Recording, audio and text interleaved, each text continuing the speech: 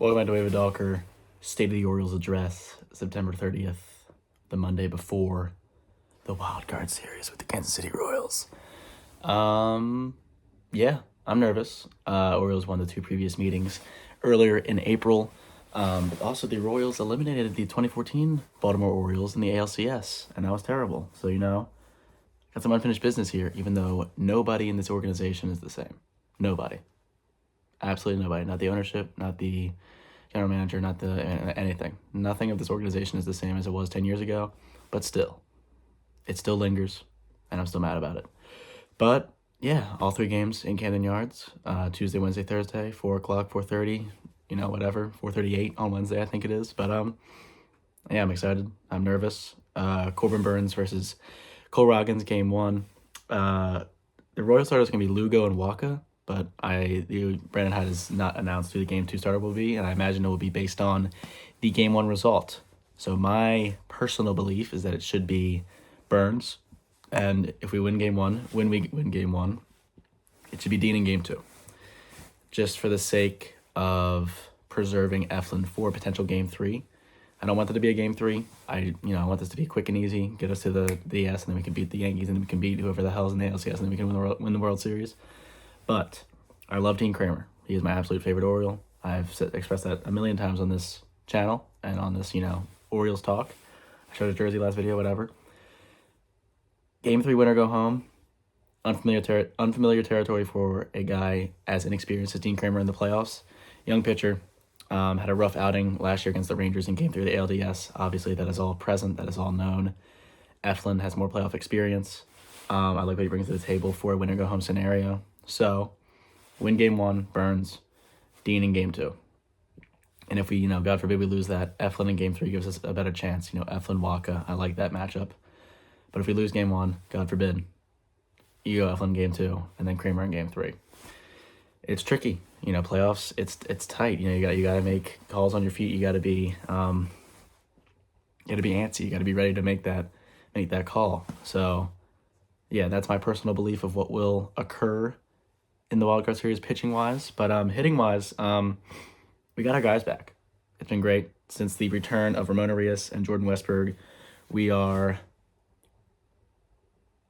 5-2, which is great. That's a positive record. It's above 500. That's great. In the 7 games with them back, we are 5-2. That's a thumbs up.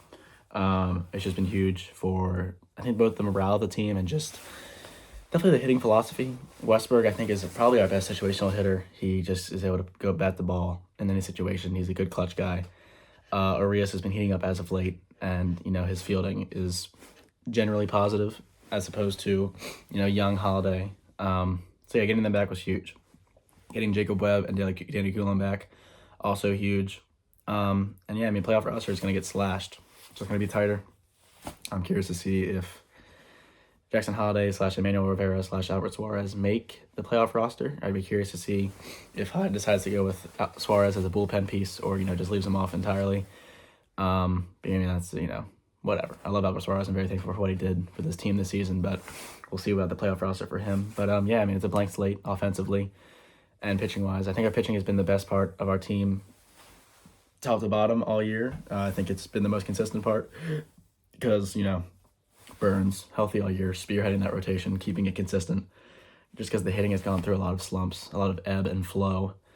And yeah, so it's nice to get a kind of a fresh slate for this hitting. I was listening to Talking Baseball, their podcast with Jake Sorielli, whatever, Jumbo Media, Trevor Plouffe was saying, I hope Adley, gets a chance to look at the Camden Yards Jumbotron and see zeros all across the board, just wipe it clean. This has been definitely a step back year for Adley after, he was an all-star still. He was an all-star last year, Silver Slugger last year. But yeah, this has been a step back for him offensively. Defensively, he's been fine. I think he's been better at blocking pitches. His framing has taken a little bit of a step forward. I like that. But yeah, hitting-wise, he's been pressing a lot. His stance opened up. Focused on a lot more power. But over the last few weeks, he's been looking a lot better. He had 2 opposite field hits. In a game a few nights ago, he's getting more patient. He's drawing longer at bats, and I like to see that from Adley. He's a get on base guy. He's a small ball guy. I don't need him to be a 20, 30 homer guy. I think he's going to be like a 15 to 25 range his entire career. But if he can, have like a 400 on base percentage, 500 on base percentage, whatever. That's an insane number. But I'm just throwing this out. I think he's an on base guy. Like if you can get, 90 walks a year, 280, 300 average, I think that's the Adley I want. I don't want 250 with 25 to 30 homers. I want, 290 with 10 homers and good defense, and that's what he's able to provide. That's his absolute. That's not his peak, I think he's a Buster Posey type, a hitting catcher, and he had Joe Mauer type even. I think he has that in him. Yeah, I don't mean to go on an Adley tangent here, but he's been scuttling. He's been scuffling, going into the playoffs. So I hope that he sees that zeros up on the screen and is like, you know what, all right, it's time to reset. And I hope he has a big postseason. Some notable players that were successful in the postseason last year. Gunnar had a great time. Mateo was also great, but he's injured, obviously. Santander, that homer in Game 1. Aaron Hicks was great. He's not on the team anymore. I'm just saying names now. But all in all, a pretty greenhorn team overall. I just said that twice, but overall, in the postseason, this is a pretty greenhorned team, offensively specifically. Burns has postseason experience. Eflin has postseason experience. Kramer, albeit one game, has postseason experience. So I think Dominguez, Gregory Soto on those Phillies teams over the last few years, they have postseason experience. So there is a lot more veteran leadership around the clubhouse and the team in terms of playoff experience, which I've said 80 times in this video so far. So that's a positive. We're hot. We're going into the break. We're going into the postseason hot. Like I said, we have our guys back. It feels like we're playing with house money a little bit. Not really, though. But, I don't know. I think the vibe has shifted. Clinching the playoffs in New York, that was a moment in this season.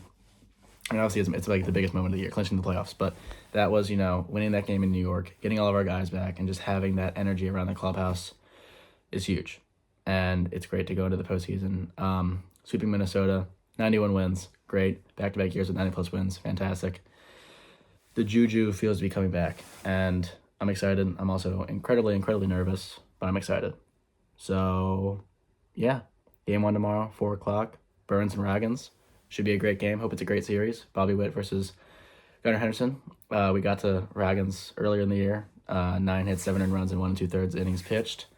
So, maybe we cracked his code, but we'll see. He's a fantastic pitcher. So I'm not underestimating him.